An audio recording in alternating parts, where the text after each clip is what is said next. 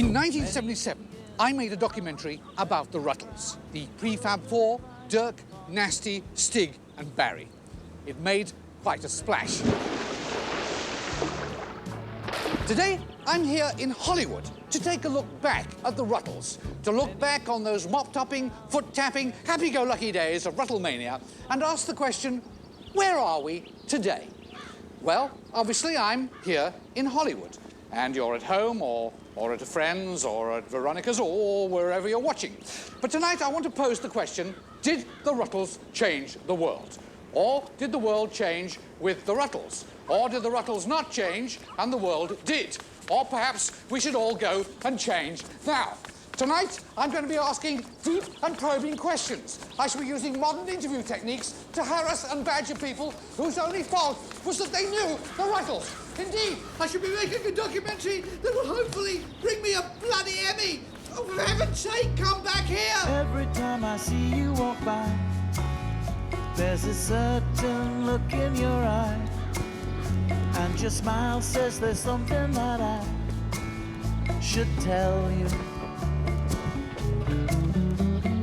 Every time we meet, we say hi. How's it going? Fine, we reply. But I wonder what would happen if I could tell you I love you. Yes, tonight we tell the Rutles story. The full... Oh, I'm sorry, lady. Yeah, I didn't... You better cut it. I'm sorry. No, seriously, we're just doing a documentary for the BBC. This man right here? Yes, this man right here. You creep. All right, What's he doing in calm down. All right, you. What's the story? Well, it all began in England in the 1950s. In the 1950s in England, popular music was very boring. In fact, everything in England in the 1950s was very boring, but popular music was particularly boring. There were the MacGuffins. There was Nigel Papp. There was Jimmy Glimmer, the Wallasey Warbler. And there was Vera Pickles, the singing granny. A large frog. The Rutles had been playing together from quite an early age.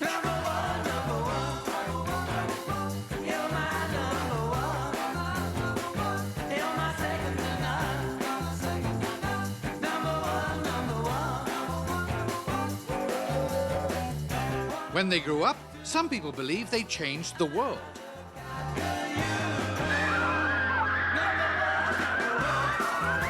I think it's fair to say the Rutles changed the world. The Rutles completely changed the world as we know it today. The Rutles did change the entire face of music throughout the world. Well, the Rutles completely changed the world. I think the Rutles absolutely changed the world. Absolutely, the Rutles changed the world. The Rutles never changed their socks. I feel good, I feel good, I feel bad, I feel bad, I feel happy, I feel sad, I feel sad. Am I in love? I must be in love. Oh, I think the best thing was their asses. They're bums, as you call them in England. These are four young men in their prime wearing very tight trousers, and it created, I think, the best music before ABBA.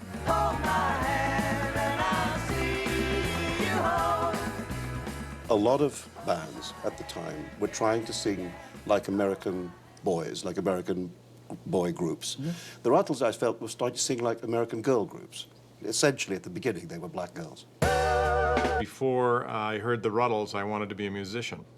And afterwards? I didn't anymore. I shall be doing my new album probably starting next week. I've been working very, very hard on the material for it. Mm-hmm. I'm probably writing better than I've ever written, and we're terribly excited. And who is your favourite Ruttle?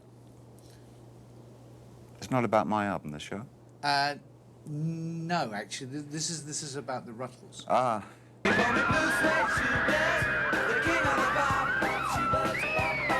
Well, there wasn't any real personal rivalry between the Rutles and the Stones, really. I mean, it was... We were quite, later on, met each other. But even at the beginning, but people like to make it like that, We were the South's answer to the Rutles, and when we go to Preston, we'd people would boo us, you know, because we weren't from the north, like the Rutles were, or the South was very proud of us because they at least had got something to combat Rutles with.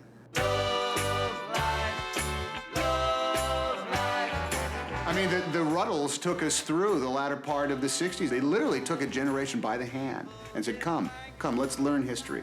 Let's learn let's take the tragical history tour. Let us walk down Shabby Road together. Let us join up in Sergeant Rutter's band. And I don't know where we would have been without them. 23 years ago today, well, not today, I mean, more like 23 years and a bit. Actually, sort of depends when you watch this. But anyway, about a quarter of a century ago, I came here to this very spot in front of the plaza in New York to make a documentary about the Rutles. I'm actually standing outside the actual hotel in which the Rutles actually stayed in 1964. Actually, in this room here. And it was actually inside this actual room 13 years before the 23 years before, so that's like 36 years ago, about 30 years ago. Today, not today, then, when it was 30 years ago, they stayed here in the plaza when they first took New York City by storm. Look out! They're coming! They're coming! Woo! It's Rutles Day! It's Rutles Day in Flushing, and this is Bill Murray the K coming to you out of the WC. And right now, nobody wants to know anything but when are the Rutles gonna be here? They've just flown in, they've landed, they're in! They're in! Rutles Day has arrived! They've arrived at Kennedy Airport!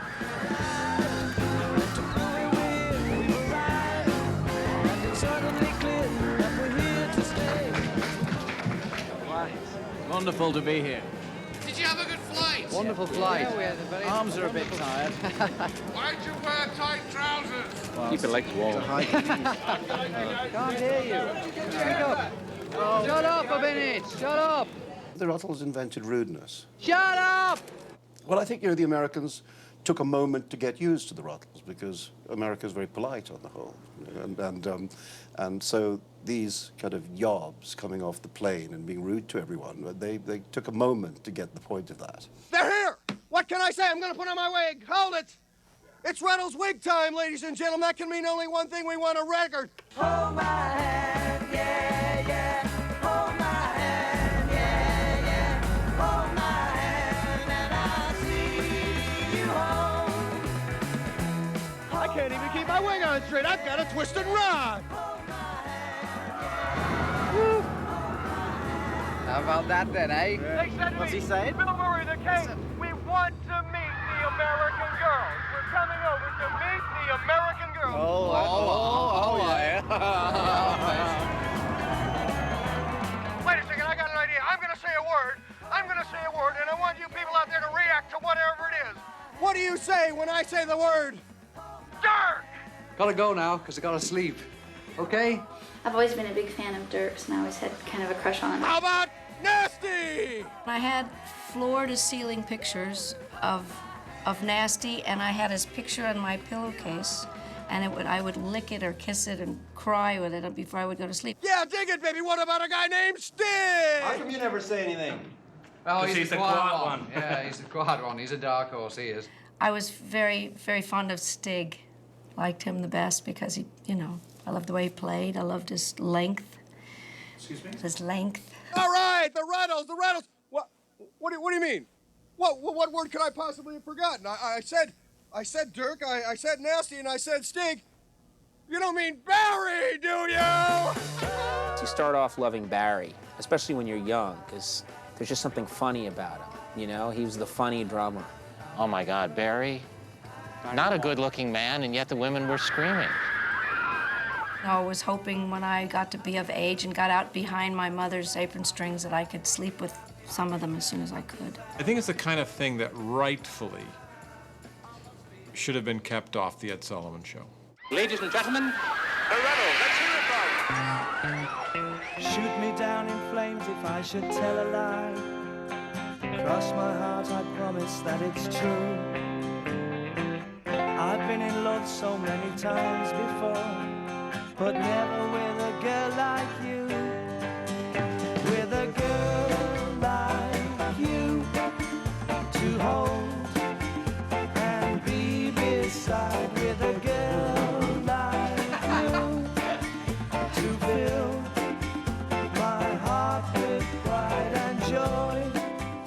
lot of us got to see them for the first time when they came over and played the Ed Sullivan Show. I saw the Rutles' first appearance on the Ed Sullivan Show. It was a cultural phenomenon. So. I saw them first, I think, on the Ed Sullivan Show. And, you know, I mean, I was captivated and just short of being turned on. I won't bring you any pain.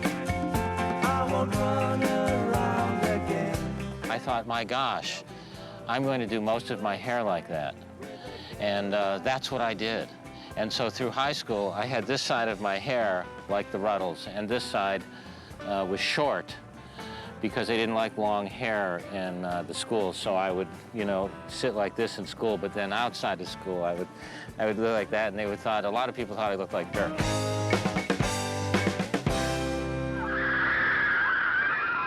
But how did the Rutles get to #1?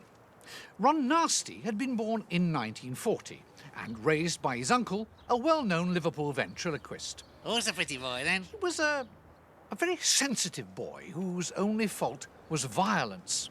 At the age of 6, he blew up his local school. It was a cry for help, really, when you look at it truthfully. I mean, it's quite common in young children, in boys particularly. It's sheer high spirits, you know. At 6? It's normal adolescent stuff. So how did he channel this aggression? Oh, he took up the banjo.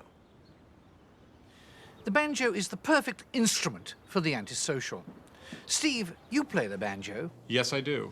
Would you play something for us? Oh, sure, I'd be happy to.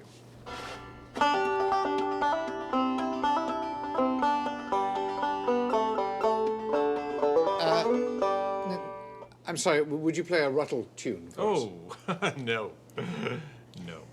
Well, he was always playing with his little banjo. It's day and night, strumming away. I mean, sometimes locked in the bathroom, you know. It's just for hours, just playing with it, if you know what I mean. Yes, I think I You know, do, thank you. rubbing away until he had something to show for it. Yes, yes. You know what young boys are like. I mean, they're constantly playing with it. Yes, I think we get your drift. Rub, rub, rub, rub, rub, rub, rub, rub, rub, rub. Yes, rub, thank you. Rub, rub, rub, rub, rub, rub, rub. Shut up. Rub, rub.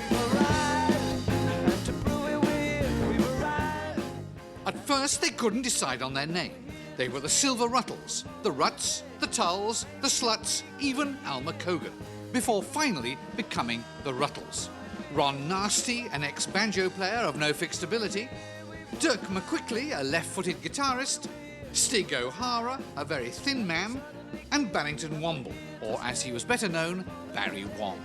The Rutles were still very bad, and there was only one place they could play, and that was Hamburg. There was only one place they could play, and that was Hamburg. And that was Hamburg. And it was here in Hamburg that the Rutles would discover leather, amphetamines, and shagging.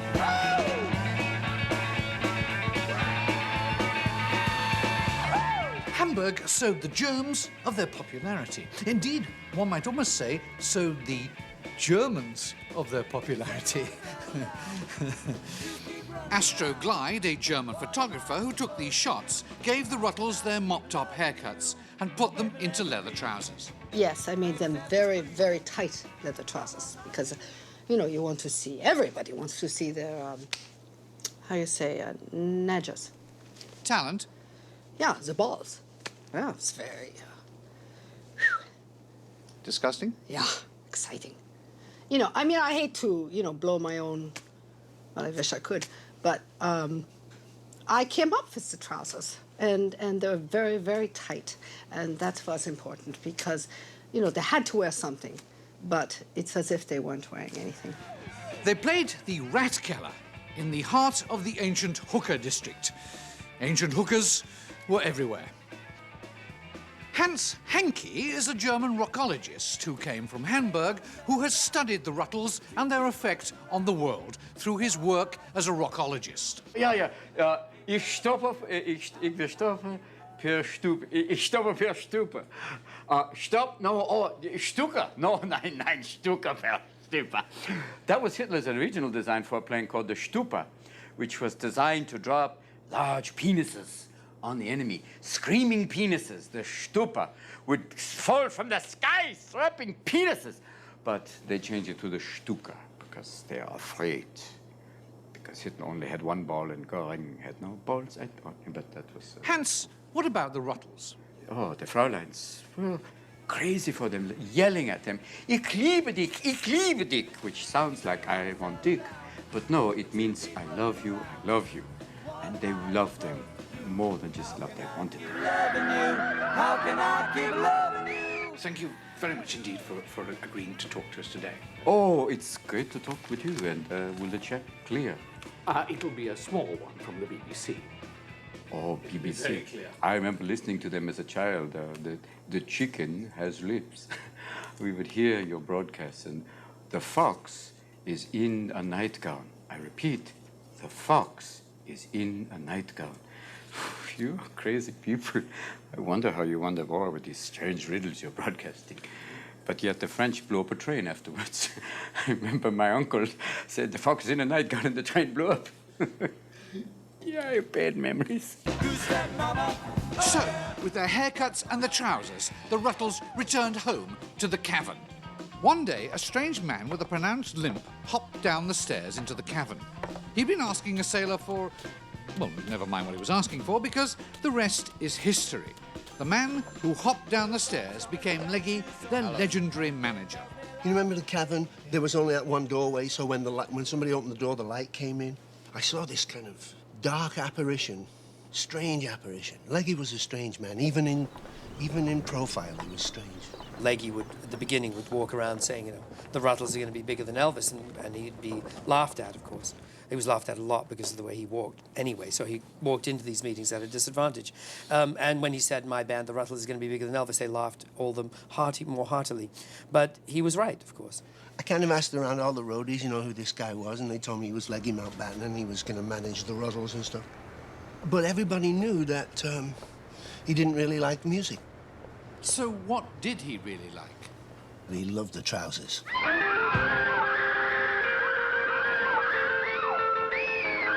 They call me blue suede shoebirds, the king of the bop, bop shoebirds, bop, bop shoebirds. I was amazed that they could sing in trousers so tight. Can't stop, bop shoebirds, bop, bop shoebirds. They did sing high. When I get that beat, my music is complete. Bop shoebirds. It was the trousers. I know it was the trousers. And I went out and I bought woman's extra small trousers. I mean, these are trousers that were meant for a little girl. They were pink.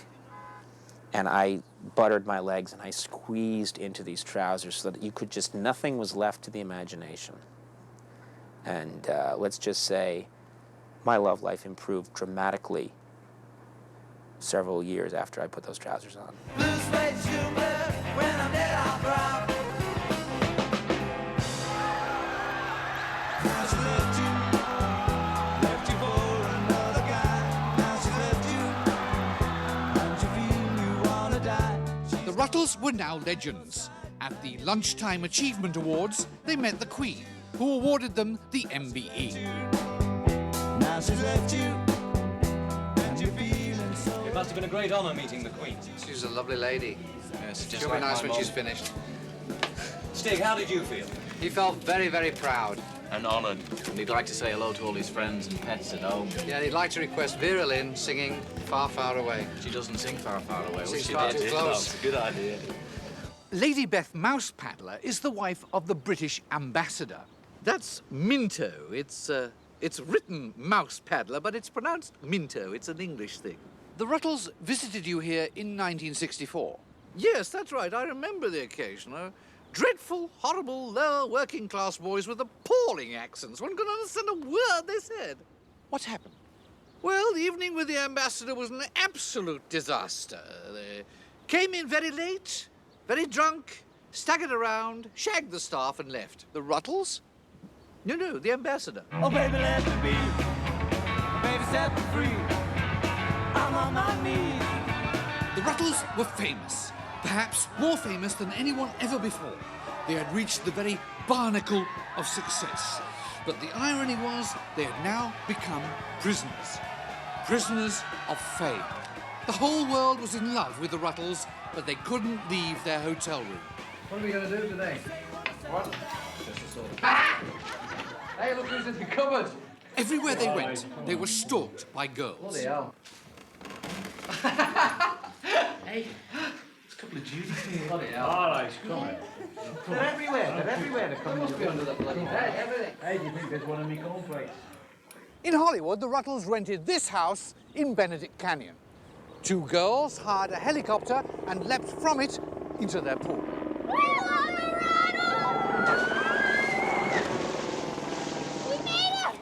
So, what was it about the Rutles that made them so successful? Was it the women? Or was it the trousers? Maybe it was their sense of humor. Or was it their hairstyles? Perhaps it was the Cold War. Maybe it was the Kennedys. What are you doing? I'm doing a documentary on the Rutles. I'm doing a documentary on the Rutles? Get your own idea. This is my idea. Well, get your own crew. This is my crew. So it was here where the Rutles first began. What was it about the Rutles that made them so... Maybe it was their trousers, or perhaps it was... What was it about the Rutles that... This is my... Trousers! Property of the beach! Trousers! You shit! Get out, you Jackie swine! What was it about the Rutles that made them so... Well, maybe it was their sense of humor, or perhaps it was their... What was it about the Rutles that made them so successful? Maybe it was their trousers! Can you believe this guy? Or their hairstyles! Maybe it was... What was it about the Rutles that made them so successful? Maybe it was... Massive. The shagging was the fuel. I think a lot of it was the shagging. The Rutles is not all about shagging. It's not all about that. It's largely about that. The word rock and roll itself, after all, essentially means shagging. And so, of course, the Rutles were all about shagging. That's what is this music about? Isn't all music kind of about that? I mean, didn't Bach essentially want to get it done, so to speak? Didn't, you know, Der Bingle there making all those records in the 30s? Artie Shaw, I think it was all about what's happening after the show, you know? Carl Perkins and Elvis in the 50s, I think it's always been about let's dance and then let's dance, if you know what I mean. And I'm sure that when it did the Rutles, there was no doubt about it that you were ready to have sex after you listened to some of their records. I mean, I even knew that when I was 10. There had always been girls, hundreds of them, but some were more permanent than others. Nasty had been married early, about 7:30, maybe 7:45, and his Liverpool girlfriend Corinthia was pregnant at the time. But Nasty was constantly on tour. It was no recipe for a happy marriage. Somehow, Corinthia was always left behind. They prove to be no better than the devil, you know. Barry was the next to be married to his childhood sweetheart, Brenda Lyola. The wedding arrangements were so secret that even Barry didn't show up. When they were married, she was at St. Bede's Church, Wigan, while Barry was on stage at the Scunthorpe Coliseum. Easy listening. I'm in that easy listening mode. Easy listening. Why don't we do it in the middle of the road, kick? Why don't we do it in the middle of the road? Well, obviously because it's uncomfortable. You'll hurt your knees, and she'll get her bottom scraped, and then again it's cold. It's very difficult to maintain an erection, well, anywhere really, out in public. Actually, even in the bedroom, it's kind of hard. Well, the point is that there's just too much traffic. There isn't any room to do it in the middle of the road. Take off your shoes, sit back, relax, boo. Tell me what more can an old rock-a-do? Easy listening. Easy listening. Madonna's house. And we came here to ask Madonna the influences of the Rutles on her music, and what she thinks about the Rutles, and whether she loves and adores the Rutles. But sadly, she sold the house and moved to London. We flew to Paris to ask Celine Dion what she thinks about Ruttle music, but she lives in Miami. So we flew to Puerto Rico to ask Jennifer Lopez about the influence of the Rutles on her music, but sadly, she's in New York. I'm in New York, and it's tremendously exciting because I've actually bumped into Jennifer Lopez here on the street. Jennifer, apparently you live here. Is that right, you live here? That's true, that's correct. Well, this is so cool for me. I mean, I've been trying to get hold of you to ask you about the Rutles. Oh, I love the Rutles. I love the Rutles. No way! Yes, they're so cool. Because I think they must be a big influence on your music. Oh, definitely. They're one of the biggest influences. That is so exciting. I'm just so thrilled. Thank you so much for agreeing to give us the time today. Oh, you're welcome, anytime. So, from New York and Jennifer Lopez, back to somewhere else. Golly. Oh, look, there's Madonna. Hold my hand, yeah, yeah. Hold my hand, yeah, yeah. Hold my hand, and I'll see you home. The Rutles were always innovators, perhaps never more so than when they released the Triangular album. When this triangular record came out, you couldn't get enough of them. First of all, because because most records were round, and here, man, this was triangular. And then when you put it on your record player, and instead of this round thing just going around and around in a circle, you had this spinning triangle. I mean, we didn't even turn the volume up on the record player. We just looked at it spinning around. It was so great that it's never been. No one's even tried it since. You can't even touch it. No one else has put out a triangular record because the Rutles did it. Period. They didn't do it first. They did it. Period. Yeah, that was really unusual when you went out and bought the album. You know, everybody was waiting in queues and went to rush to buy the album. And then when you pulled it out, it was triangular shaped. Everybody's like, wow, like, cool. But how did the Triangular album come about? Kevin Wongle was a record designer in London. You know, to actually get into a photo session with Ron and Stig and those guys, I mean, just floored me. I'm not gay or anything, but, you know, to be around these guys, I was totally starstruck. But anyway, just give you a little idea. This is one of the mock-ups of the album, some ideas I had for the shot. And as you can see, this was actually taken out of a toilet bowl, like looking up, and they're all looking down at the toilet bowl. This one was actually on the market for, I believe it was 3 months. And it was selling well, but a lot of returns. Because again, people were missing some of the songs. You know, it played part of the song, and then the needle would fall off and it'd come back up again. Sorry, it's upside down. This jacket sleeve and with the album in there became dangerous.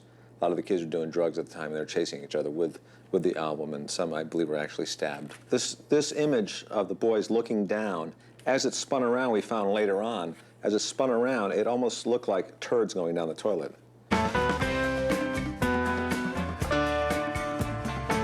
The silver screen beckoned. The Rutles came here to Hollywood. But it was here in Hollywood, and we're here at the Hollywood Bowl. And it was from here at the Hollywood Bowl, well, over there, that the Rutles then went on to become movie stars.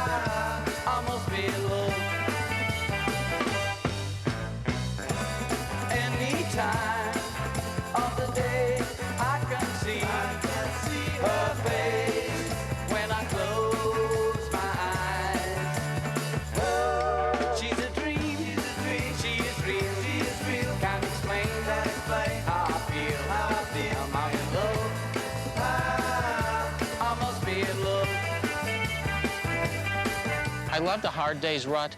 I loved A Hard Day's Rut. I loved A Hard Day's Rut. That has influenced all of my work. That and some of the stuff the Turtles did. I remember when they all came out of the train and then piled onto the tracks and tried to kill themselves, and when the train left, they almost got run over. That was hilarious. And then they all came, then they got out of the train. They watered down the train. You know what? I have A Hard Day's Rut confused a little bit with Schindler's List right now. Am I dead or alive? Can my full heart survive? Am I in love? I must be in love. I must be in love. I must be in love. I must be in love. Hard Day's Rut was, you know, it was not like an advertisement in a way. It was just existed or propaganda. It was there to celebrate these four characters. The music's, you know, what it is, it'll always be legendary, and those guys will, but Hard Day's Rut was just like, you know, being with them on a personal level. That was wonderful. I thought it was very, very funny. It was neat to see their, you know, their personalities really shining through. If anyone doesn't like A Hard Day's Rut, they should be beaten. Oh, Jesus. I would pay money not to go and see A Hard Day. Wild horses couldn't drag me in to see that. I hated it. I hated it. Just how good were Ruttle films? Well, we flew all the way to New York to talk with legendary film director Mike Nichols about the Ruttle films. Mike, hello. Hello. Oh, you don't mind if I call you Mike? No, no. Great, thanks. Thanks, by the way, for agreeing to talk to us about Ruttle films. Glad to do it. Mike is one of the greatest film directors of all time in the entire world. Thank you. And one of my personal favorites. Thank you. I love your movies. I've seen all of them. I'm very glad. If I can start, if I may, with A Hard Day's Rut. Yes, the black and white one. Mm-hmm. Mike, you directed The Godfather, which was always one of my favorite films, and I was wondering if... Are you kidding? No, I really liked it. I thought it was great. Oh, fuck this. What? Ouch, you're breaking my heart. Ouch, I'm falling apart. Ouch, ow, ow, ouch. When we first met, I must admit, I fell for you right from the start. Now when we meet, all kinds of things, it seems upset the apple cart. I love Ouch. It's hilarious. The funniest part to me in Ouch is when Dirk steps on the sticker, the little tiny thorn in his bare feet, and he yells, "Ouch!" Ouch, don't desert me. Ouch, please don't hurt me. Ouch, ow, ow, ouch. I heard a few bars of ouch from somebody's car as they were passing by. They had it on the radio. I just heard like 3 phrases. And I heard ouch, ouch, ouch, ouch as it was going by. And I immediately went out and found that record, and I just started listening to that record alone. And I listened to that record for 17 weeks. Ouch, don't desert me. Ouch, please don't hurt me. Ouch, ow, ow, ouch. Ouch, don't desert me. Ouch, please don't hurt me. Ouch, ow, ow, ouch. I thought their movies were fucking endless. The only one of the Ruttles films not to achieve success was the Tragical History Tour. In many ways, it was a disaster. Tell me what you think about this low-fat diet shampoo. Do you think it's crunchy, half crunchy, or not crunchy at all? Put a tick in the appropriate box. There's nothing to it.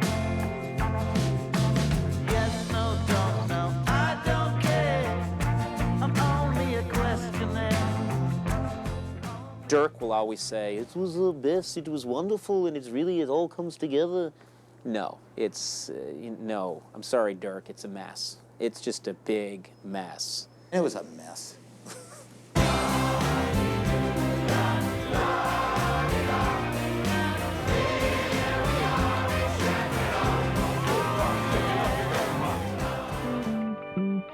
I'm sitting in a dandelion den. Mexico. And we're here in Mexico because, well, we're actually here in Mexico because the travel agent screwed up. He sent us via Cancun. He got a cheaper deal on the plane. Well, it doesn't really matter why we're here. We're here in Mexico because it's here in Mexico that the Rutles never played. They were supposed to come here, but they decided that San Francisco would be their final gig. San Francisco, everyone's favorite city by the bay. I'm standing at the very spot, well, over there was the very spot where the Rutles played their last concert ever, in Candlestick Park, right there. Here, the legend came, well, didn't come to an end, but was the beginning of beginning to come to an end, or maybe beginning to come to the middle of the legend, which would finally end somewhere else.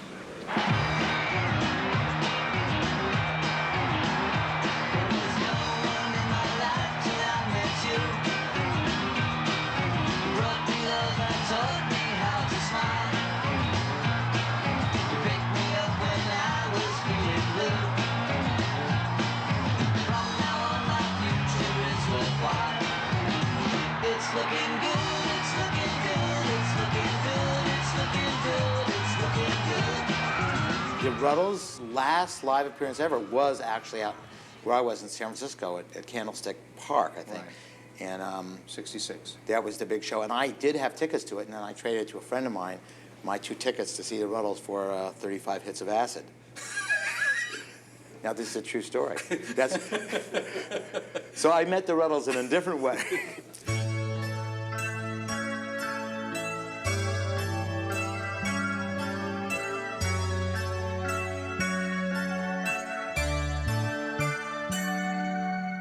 The Rutles had finished touring, and now they threw themselves into the recording studio.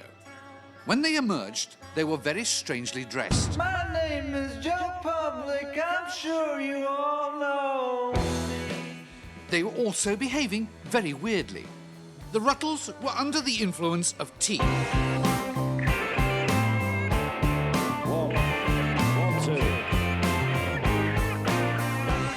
The resulting album was the classic Sergeant Rutter. On this very day, somewhere in another universe. I mean, you thought the world had changed when Sergeant Rutter come out, you know? I mean, I had Leggy sent me an advance copy of the tape, and I had the Turtles. You remember the Turtles? They were at my apartment, and I sat them down and I said, I've got this tape for you to hear, and I put Sergeant Rutter on my tape recorder. Well, you've never heard of the Turtles since. Here we are, once again, on another one-night stand. As soon as I heard Sergeant Rutter, we all ran for the door. I had my trousers under my arm. I was out the window.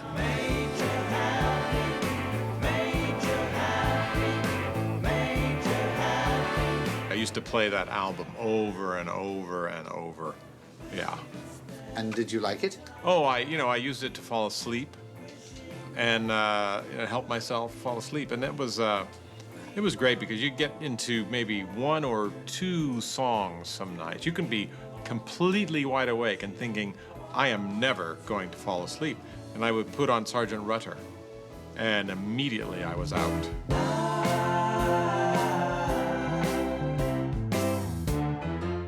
The effects of Sergeant Rutter were interminable. Some people even believed there were messages hidden in the lyrics. The Rutles always deny that they intended to have any message on their records, but I mean, we've all done this when we were, kids. We all play back Sergeant Rutter and play back Dark Side of the Sun at the same time while you're watching The Wizard of Oz and while you're slightly high.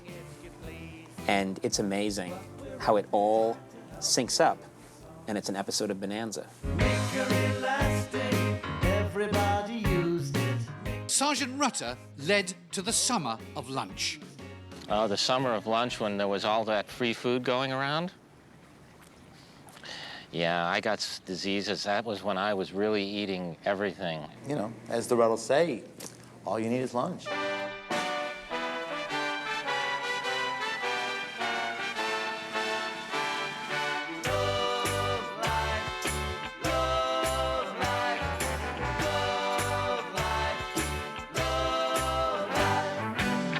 In June 1967, the Summer of Lunch came to a fitting climax with a live recording by the Rutles on worldwide TV. To love is sublime.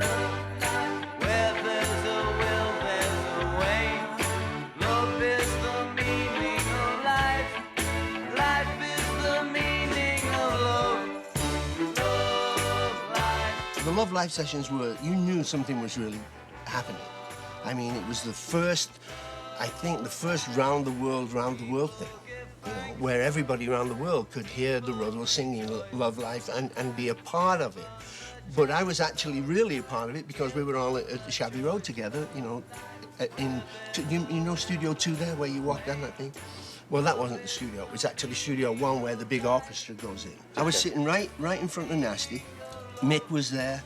Keith was there. I mean, all the lads were there.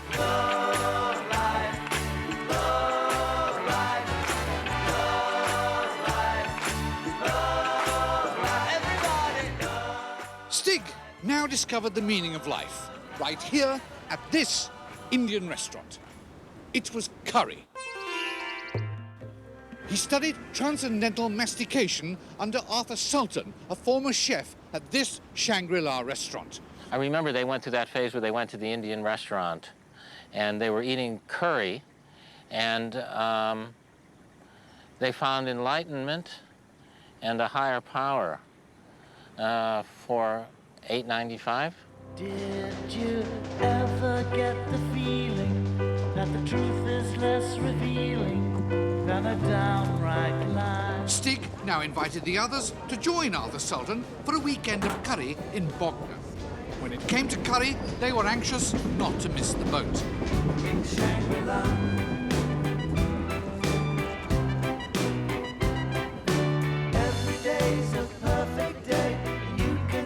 Your own sweet way in Shangri-La. In Shangri-La. In Shangri-La. You can be whoever you are in Shangri-La. With curry, the Rutles had grown almost too hot. Now, fate blew cold on their picnic lunch with the sudden and surprising loss of Leggy Mountbatten. With the Rutles growing and taking charge of most of their activities, he just slipped out of their lives. Leggy had diverted into managing other groups and singers. Troy Nixon was Leggy's assistant. Lover. A companion. Whatever. Leggy had quite a stable of young boys. Oh, yes, he always loved attractive young men. He always had his finger on the pulse of young boys, yeah. They all had strange names like Wild, Damp, Thunder, Clap. He tended to name them after how they were in bed, you see. You know, like Tommy Wild, Dickie Furious, Jeffrey Willing, Billy Is That It? How did he know what attracted teenage girls? Yeah, he had the same taste in boys. Had the Rutles bubble burst? Not quite. But night had fallen on their Broadway. The loss of Leggy was a tremendous blow. For solace, the Rutles turned to something stronger than a manager, their wives. Dirk met and fell in love with a young dog, and its owner, Martini, an exotic model. Every time we meet, we say hi. How's it going? Fine, we reply. But I wonder what would happen if I could tell you I love you. I love you. Nasty, meanwhile, visited an exhibition of broken art at the pretentious gallery Soho. Here, amidst the rubble of art which had been specially dropped from planes, he found the artist herself, Chastity, a simple German girl. It was lunch at first sight. Do you know there's this man in America who's done all this research into vegetables? And peas apparently are very intelligent. They can read people's thoughts. So I thought I'd write a song saying, give peas a chance. Well, he took her everywhere. I mean, even the shower. Well, that was the beginning of shower power. The world is like a shower. it sort of drips on people, you know, and it's supposed to get them clean, but really you're only clean from the inside. Isn't that what you said? That's what she said.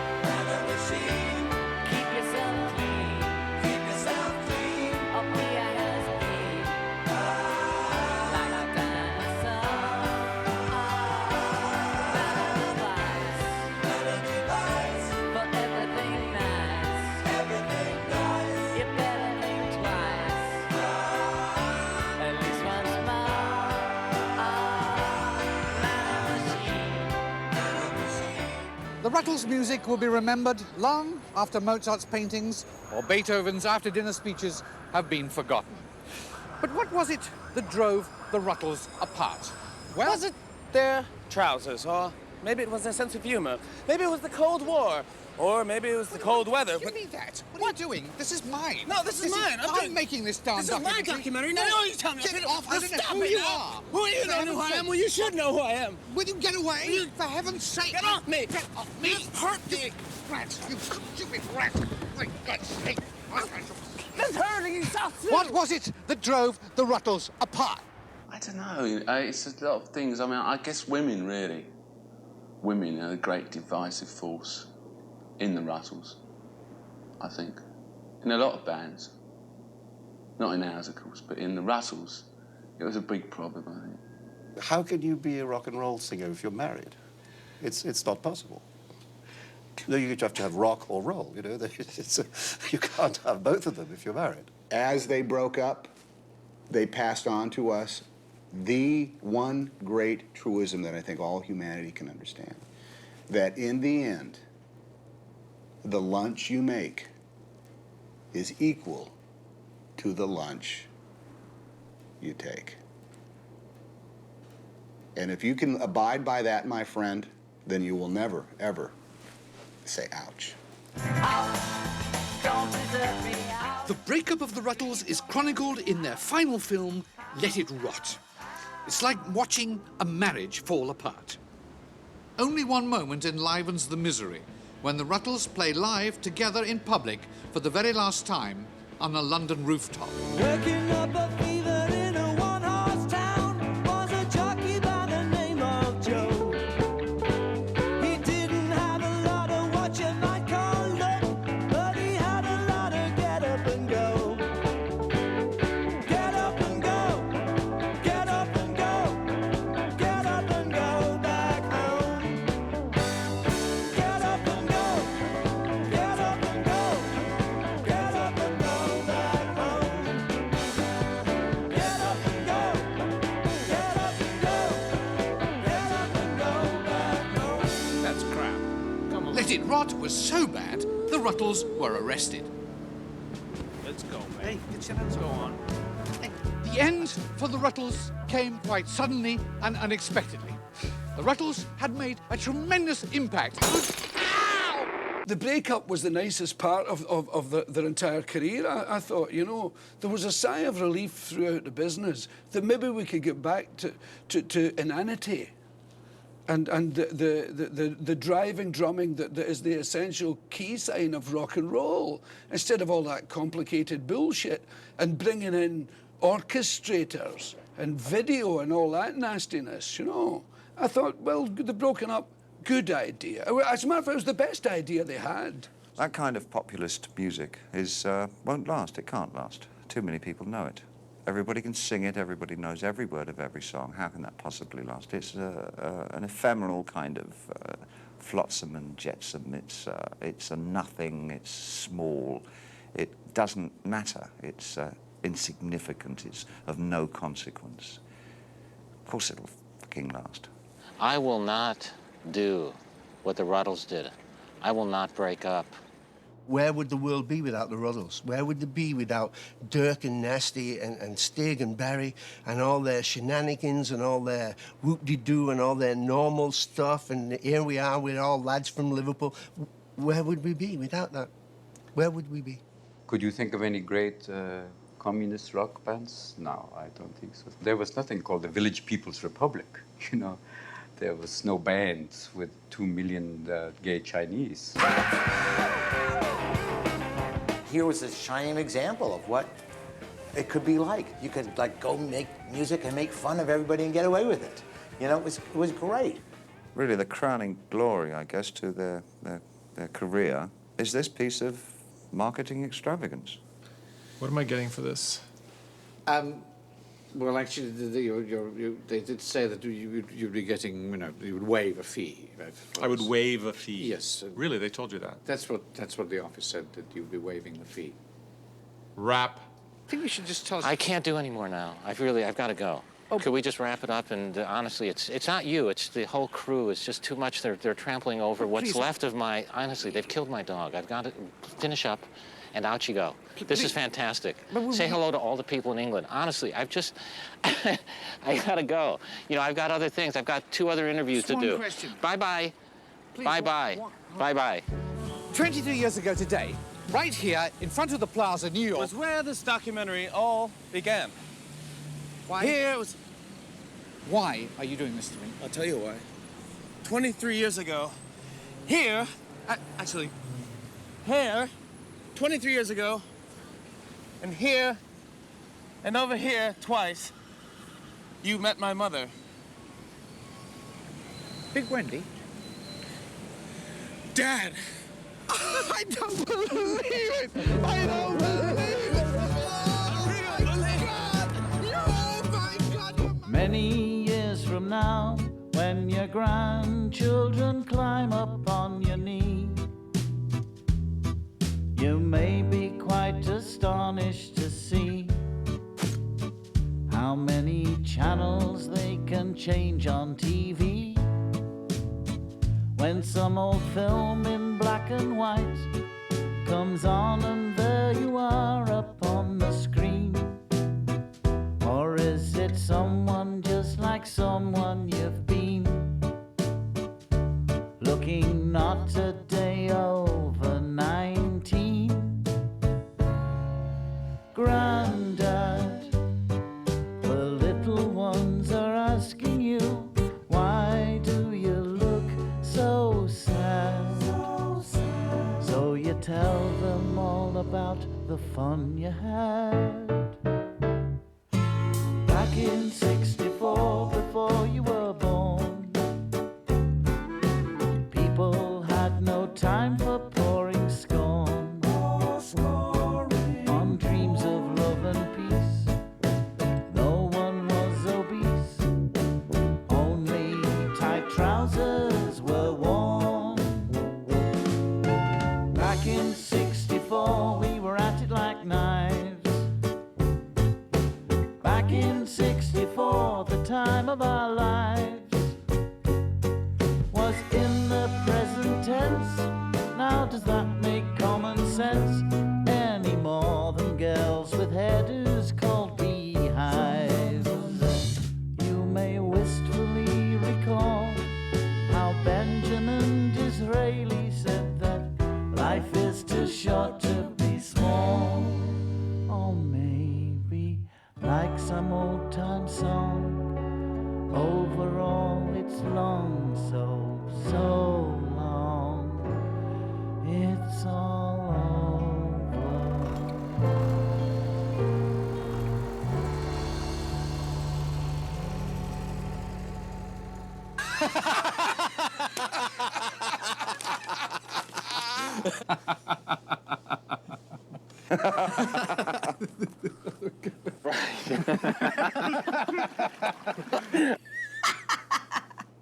And what accent am I doing now?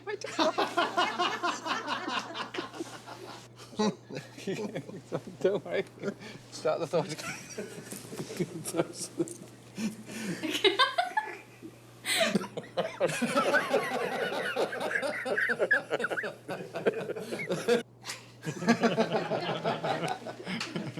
The songs, did you like the songs? No.